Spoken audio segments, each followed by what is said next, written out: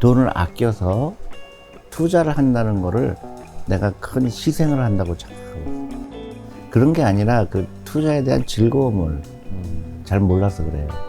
내가 드디어 자본가가 됐구나. 네. 그런 굉장히 희열을 느끼는 거거든요. 나중에 이제 3억도 되고 30억도 되는 거를 저는 잘 몰라요. 근데 우리는 똑같은 거를 하는 걸 너무 익숙해져 있죠. 네. 근데 그거를 공정하다고 착각하지.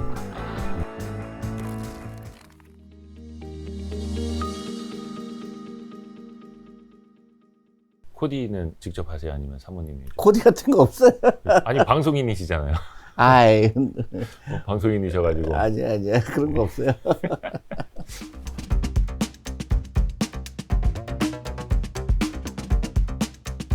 아니, 근데 진짜 그 온라인으로 강연 그냥 하셔도 되는데, 오프라인 강연을 더 많이 하시는 것 같아요. 아니에요. 온라인으로 하는 그 한계가 있죠. 근데 예를 들어서 연금저축펀드 해라 그러면 온라인으로 들은 사람은 해야 되겠구나 하고 안 하죠.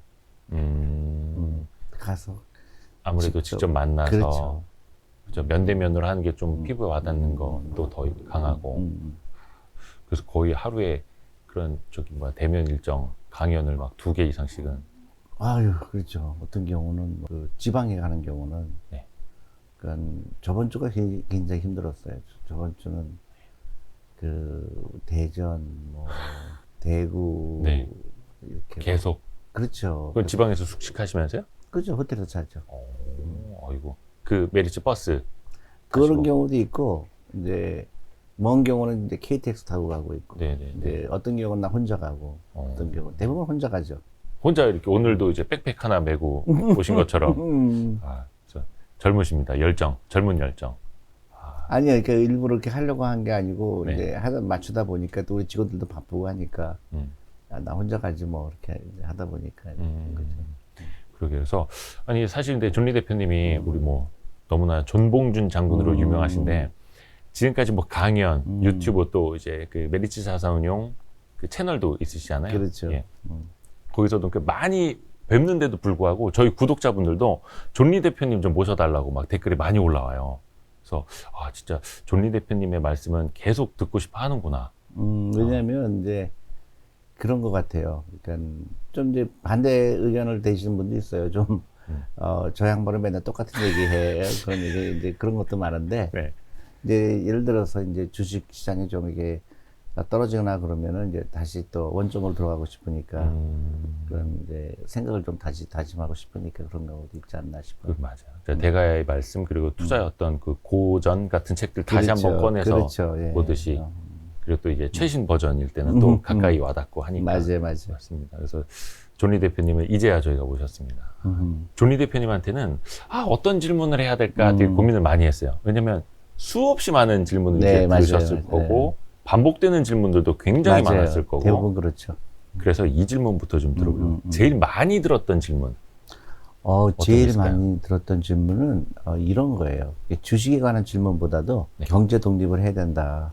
그리고 노후 준비해야 된다. 네. 그랬을 때 의외로 아니 뭐 그게 그렇게 중요한가? 뭐 그렇게 아껴서 그렇게 투자해서 결국 네. 뭐 죽을 때 다 쓰고 죽지도 못할 건데 네.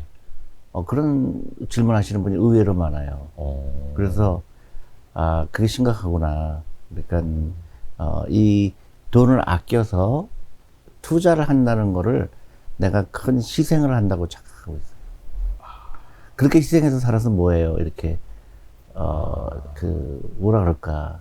그러니까 그 라이프에 대한 내 경제 활동에 대한 그 플랜을 짜야 되는데 네. 벌써부터 거부감이 되는 거예요. 내가 이대로 살다가 그냥 죽으면 되지 이런 네. 식의 그게 굉장히 심하구나 한국이. 아예 노후 대비에 대한 인식조차 조금. 그러니까 내가 노후 준비하려고 그러면 내가 하고 싶은 거를 끊어야 된다고 생각하니까 그러니까 내가 커피도 마시지 마라 그렇게 했던 네. 얘기가 이제 굉장히 거부감이 되는 거죠. 그러니까 그렇게까지 해야 돼? 이렇게. 노후 준비, 노후 대비를 지금의 희생이라고 등가시키는 거예요. 그렇죠. 나는 희생하고 싶지 않아. 그러니까 이제 욜로 뭐 소확행 그런 게 거기서 나온 게 아닌가 싶은 거예요. 그러니까 나는 어차피 부자가 될 수 없다 이런 부정적인 생각이 있지 않나. 그게 좀 안타깝죠. 그러니까 그런 게 아니라 그 투자에 대한 즐거움을 잘 몰라서 그래요. 그냥 막 이걸 희생이라고 생각할 게 그렇지, 아니라 그렇죠. 그냥 그 재밌는 거죠. 기쁨이고. 투자 자체가 재밌고 그 재밌죠. 과정을 즐겨야 되는데 그 다음에 내가 라이프 스타일이 바뀌었고 내가 부자가 되는 길로 들어섰구나 하는 그런 희망을 느끼게 되는 거거든요. 근데 이걸 알고 모르는 건 굉장히 큰 차이예요. 그러니까 부자가 되는 길로 이제 첫 발을 내딛었다. 그렇죠. 이건데. 그러니까 내가 자본이 일하기 시작했구나. 예. 내가 드디어 자본가가 됐구나. 네. 그런 굉장히 희열을 느끼는 거거든요. 근데 그런 거를 안 들어본 거예요, 한 번도. 그러니까 처음에는 좀 거부감이 들 수가 있죠. 그런 말이 있습니다. 이게 티끌 모아 태산이 아니라 티끌 모아 티끌 아니냐. 음. 커피값 모아서 커피값 아니냐. 그렇죠. 그렇게 약간 생각하는 이런 거예요. 분들에서 한 달에 진짜 아둥바둥해서 30만 원, 40만 원 더 투자해서 이게 얼마나 쌓이겠어? 이렇게 생각하시는 분들도 근데 그게 아니라는 거거든요. 예, 예. 복리의 마법이라는 거는 처음에는 의미가 없어 보여서 그게 맞죠. 30만 원 해봐야 1년이면 360만 원. 작은 돈 아니네요. 근데 그게 이제 일을 하게 되면 나중에 이제 3억도 되고 30억도 되는 거를 저는 잘 몰라요. 그래서 장기 투자하면 그거를 한 사람과 하지 않은 사람의 차이는 엄청나죠. 그러니까 미국의 4공의 기회가 그렇죠. 정확하게 그거잖아요. 그냥 300만 원, 30만 원이 안 커 보이지만 나중에는 엄청난 파워로 돌아온다. 그게 필요하죠. 맞습니다. 그래서 그 과정에 일단은 발을 들였다는 것 자체를 또 해보신 분들은 내가 왜 이제야 했을까? 그렇죠. 이런 거 맞아요. 느끼시는 분들도 많고 그래도 저희 와이스트리트 그 구독자분들은 이미 이제 투자를 하시는 분들이 많기 때문에 어느 정도 이제 자세, 그 투자를 즐기려는 마음들은 어느 정도 좀 있으신 것 같아요. 너무 재밌죠. 근데 다만 시장은 항상 변동성이 당연하죠. 있잖아요. 그래서 아등바등 내가 모았는데 벌써 몇 달치 뭐 커피값, 택시값 뭐 이런 것들이 다 날아간 것 같고 막 그랬을 때 내가 투자를 왜 시작했을까라 또 후회하시는 분도 분명히 나오거든요. 지금까지 들으셨던 질문 중에 제일 듣기 싫은 질문, 듣기 싫었던 질문 막 이런 거 있으실까요? 이런 질문 또 반복되는데 이런 질문 좀 하지 마라 막 이런 거. 많죠. 많은데 이런 얘기가 제일 듣기 싫었죠. 돈이 그렇게 중요해요? 이런 질문도 많아요. 의외로. 돈이 꼭 있어야 됩니까? 그런 질문이 많고 또 어떤 질문은 단기간에 수익률 얘기하시는 분 막 화를 내면서 네. 우리 당신 폰도 들어갔는데 마이너스 뭐 20%다, 15%다. 그걸 그냥 강의할 때 대놓고 질문하시는 분들. 뭐 몇 개월 만에 막 이런 식으로. 그렇죠. 네. 그래서 이제 그럴 때는 이제 장기 투자 하셔야 된다, 계속 더 해야 된다. 그러면 굉장히 기분 나쁘게 듣고 하죠. 그럴 때는 뭐라고 답변을 장기 투자 뭐 정립식. 장기 투자하시고 그 변동성은 어쩔 수가 없다. 네, 네. 변동성은 올라갈 때도 있고 내려갈 때도 있는데 꾸준하게 5년, 10년 하다 보면 나중에 큰 돈이 된다. 근데 이제 그 당시는 이제 감정이 격해져 있기 때문에 네. 안 들어오죠. 막 강의장 박차고 나가시고 막 그러시고. 그 정도까지는 아닌데 네. 이제 좀 이걸 어떻게 말씀을 드려야 될까 좀 그럴 때가 있죠. 맞습니다. 그래서 그 어떤 투자 자산에 투자를 하든 간에 그 투자 자산의 변동성과 최대 그렇죠. 낙폭 내가 감내해야 하는 일시적인 손실분을 또 이제 염두에 두고 리스크를 지고 들어가야 하는 건데. 아니 이제 그것도 그렇고 이제 그 주식 투자에 대한 가장 기본이 내가 회사를 소유한다는 그 기쁨이거든요. 그때 이제 변동성은 내가 이 회사가 너무 좋아서 샀는데 네. 가격이 떨어졌다고 그래서 내가 그걸 분노할 이유가 없어요. 5년, 10년 후에는 다 올라가게 돼 있어요. 근데 네, 네.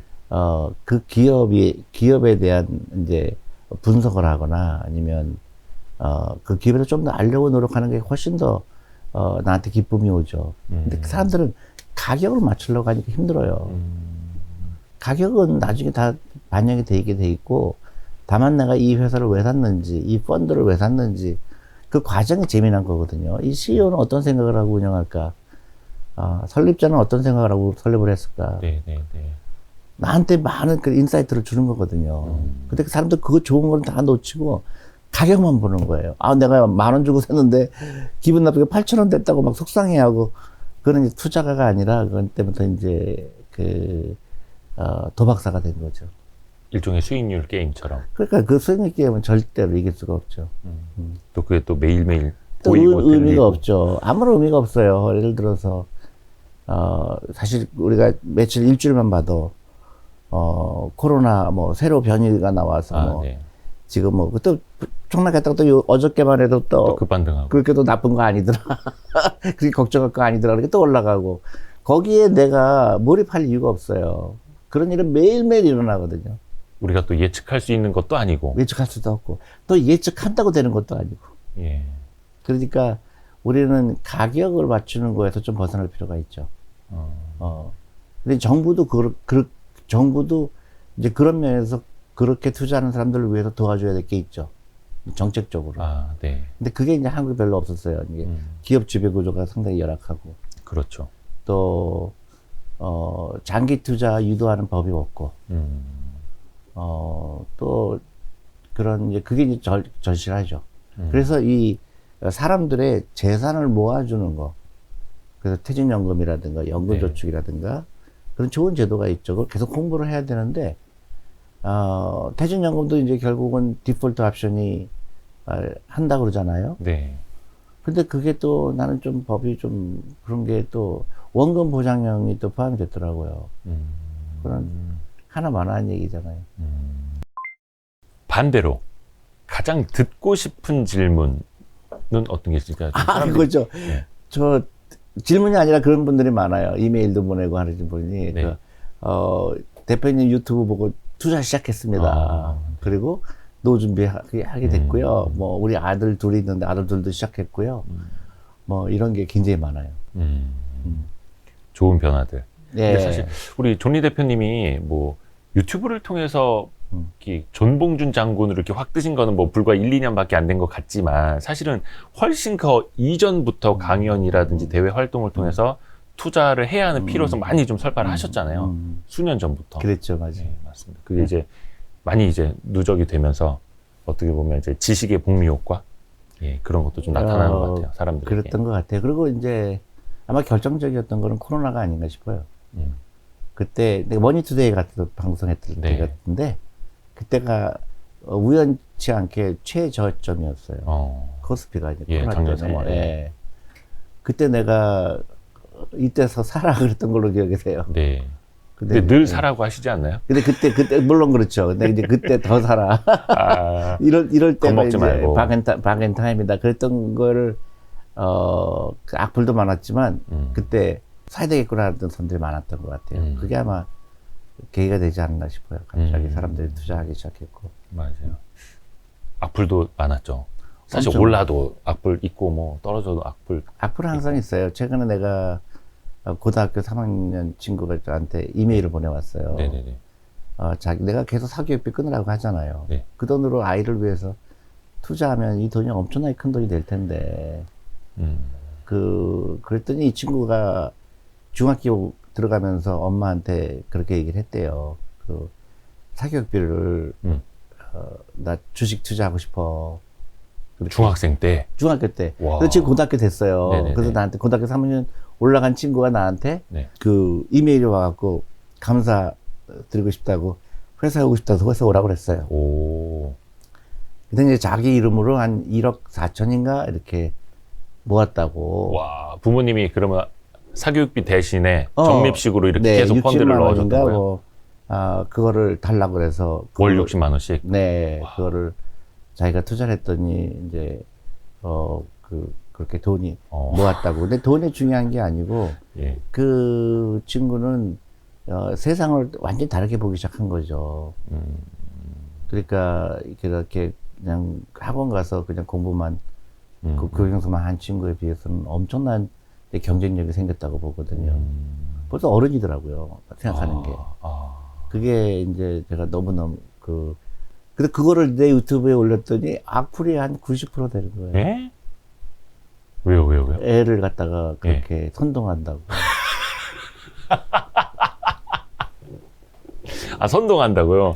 저는 너무 뜻밖의 그런 악플을 보고 내가 참아 볼 수 없을 정도로. 그러면 우리 유태인들은 다들 애들 데리고 선동을 하는. 그러니까 이제 우리가 이제 보통 금융 문맹이라고 그러잖아요. 네네. 그게 심각한 수준이었던 거죠, 한국이. 이걸 바꾸지 않으면 아직도 많이 변한 것 같지만 변하지 않았어요.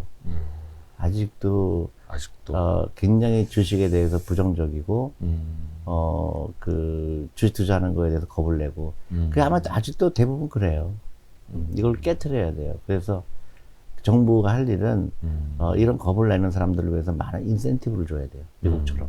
안전판도 만들어줘야 돼요. 네, 그리고 이제 기업 지배구조로 정말로 그 기업에 투자하는 사람들이 안전하게 하기 위해서 예. 대주주가 더 이상 나쁘지 못하게 하고 또 그 투명하게 하고 그 돈이 이제 결국은 그 우리 투자하는 사람들의 노후 자금이 쓰일 거기 때문에 투명하게 미국처럼 하는 거죠. 투명하게 하고 장기 투자하게 하고 저는 이제 한국은 이제 이런 출산율 낮고 이런 게 저는 교육 시스템이라고 봐요. 교육을 바꾸지 않으면 아주 과감한 교육 정책이 필요할 것 같아요. 저는 한국 사람들은 우리 당연히 여기는 것들이 해외에서는 굉장히 이상한 것들이 많아요. 예를 들면 우린 너무나 당연하잖아요. 취직할 때 취직시험 보잖아요. 네. 기자할 때 기자시험 보죠. 입사시험, 예. 또 은행 들 때 은행시험 보죠. 그렇죠. 전 세계에는 이런 나라가 한국밖에 없거든요. 거의 해외는 이제 공채 개념이 별로 없죠. 없죠. 그다음에 예. 일단 시험이라는 게 없죠. 집단으로 막 그렇죠. 수능도 그렇고. 근데 이제 거기서 벗어날 필요가 있어요. 어. 다양성, 그다음에 창의성. 그러니까 이제 그러니까 예를 들어서 우리 아들 다니는 미국의 학교 같은 경우는 교과서가 없어요. 교과서가 없어요. 미국의 대학 대부분 고등학교 교과서가 없어요. 교과서를 누가 정하냐? 선생님이 정해요. 네네네. 그래서 책방에 가서 이거 사와라. 이 책 갖고 하겠다. 그러니까 다양성이죠.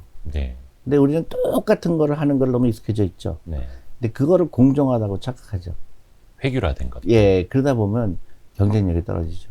창업을 안 하게 되고 또 어떤 기업을 경영하더라도 나만의 경영 방침이 아니라 옆에서 어떻게 경영하지? 그럼 다 똑같이 따라가고 그러다 보면 경쟁력이 없죠. 그리고 우리 금융도 마찬가지로 너무 똑같이 운영하잖아요. 다양성이 없잖아요. 네. 예. 투자도 마찬가지고. 투자도 다양성. 다양하죠. 왜냐면 모든 사람 좋다 그럴 때 나는 그렇게 생각하지 않는데 이런 사람들이 많이 나와야 되거든요. 아하. 근데 우리 존리 대표님은 항상 말씀하실 때 결국은 시스템적인 변화가 뒤따라야 한다라고 이제 많이들 강조를 해 주시더라고요. 그렇죠? 사실 투자 인식을 개선하는 거라든지 그런 문화를 바꾸는 거는 존리 대표님이 얼마든지 열심히 하셔서 사람들에게 설파를 해서 바꿀 수가 있는데 시스템적인 건 좀 정부나 뭐 국회나 이런 데가 좀 나서야 되는 거기 때문에 그렇죠. 맞습니다. 그래서 교육 시스템도 상당히 중요하고 또 계속 말씀을 하시지만 코리아 디스카운트 요인들 그 중에 하나가 뭐 지배구조 뭐 계속 막 뗐다 붙였다 결국은 누구를 위해서 대주주를 위해서 이렇게 되는 거잖아요. 그래서 이제 개인 투자자들도 거기에 너무 많이 이제 실망을 하는 케이스가 누적되고 있고 어떤 뭐 전횡들 그에 대한 좀 솜방망이 처벌 이런 것도 너무 많고 그래서 저희가 지난번에도 이제 대선 후보 좀 토론을 좀 했고 앞으로도 계속 이어갈 예정이어서 그런 부분도 저희도 좀 같이 노력을 많이 하려고 합니다. 그렇죠. 근데 이제 그 우리나라가 이제 사람들이 먹거리 하잖아요. 네. 그러니까 앞으로 대한민국이 어디로 가야 될 것이냐. 가장 큰 게 금융이에요. 그 우리 한국 사람들이 가장 뭐라 그럴까, 경쟁력이 있는 부분이 네. 금융이거든요. 그러니까 머리가 좋고, 또 계산이 빠르고, 그 다음에 이런, 투자라든가, 이런 금융산업에 가장 적합한 민족이 아닌가 싶어요, 내 네. 개인적으로는. 네. 근데 안타깝게도, 너무 방치했어요. 그러다 보니까 이게 이제 일본식 그 경제 발전을 해왔죠. 그러니까, 일사불란함. 네. 근데 그게 이제 일본은 이제 쇠퇴하고 있잖아요. 네. 네. 우리나라가 지금부터 해야 될 거는 다양성이에요. 그리고 금융을 빨리 키워야 돼요. 금융은 공개 사업이 아니고 고용을 많이 창출할 수가 있고 제일 중요한 거는 부가가치거든요. 금융의 부가가치. 부가가치가 네. 예를 들어서 네.